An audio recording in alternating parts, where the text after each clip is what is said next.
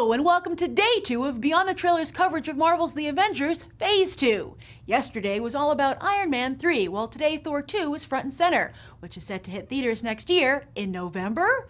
Looks like Disney wants you to enjoy your Thanksgiving feast Asgardian style. Oh, but wait a minute. Thor 2 comes out 2 whole weeks before Thanksgiving.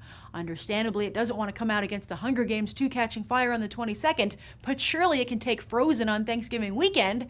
But Frozen is also a Disney movie, and it looks like the studio has given their animated fairy tale the choice date.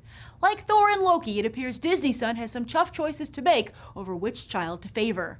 But truth be told, Disney had wanted to open Thor in July, which makes a lot more sense. It had to push the film back when Game of Thrones director Brian Kirk walked away due to creative and financial disagreements with Marvel. Walked away from Thor 2? I know, it sounds crazy, but apparently Marvel is tough to get along with, as several months later Kirk's replacement Patty Jenkins also walked away from the picture over creative differences. So Marvel circled back to Game of Thrones and got another one of the show's directors, Alan Taylor, to sign on, which is excellent because the Game of Thrones connection can only help Thor 2.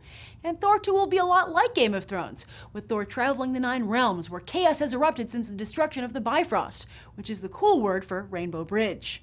It makes sense to keep Thor off Earth though, as now with the Avengers it would be hard to explain his lack of co-stars. Although, if you want to see just how good a Thor, Iron Man, and Cap adventure in the 9 realms would be, pick up the Avengers Prime trade. But that doesn't mean you won't see plenty of familiar faces in Thor 2. Natalie Portman and Tom Hiddleston are both set to return, along with all your favorite Asgardians, save for one glaring exception, Anthony Hopkins. Although, if Hopkins' track record proves anything, it's that he can be bought.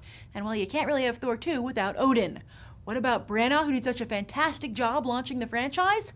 Well, he claims to have been thrown off by the speed in which Marvel wanted to produce the sequel.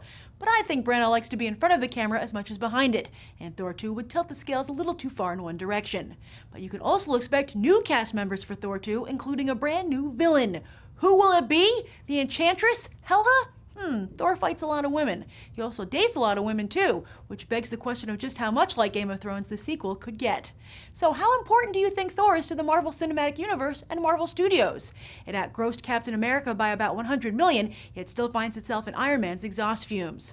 I personally preferred Thor to Captain America and feel the character has tremendous potential, yet I also enjoy Game of Thrones. Write your thoughts down below and be sure to tune into all of Beyond the Trailers comic book movie coverage, as well as the coverage on my comic book channel Think About the Ink right now.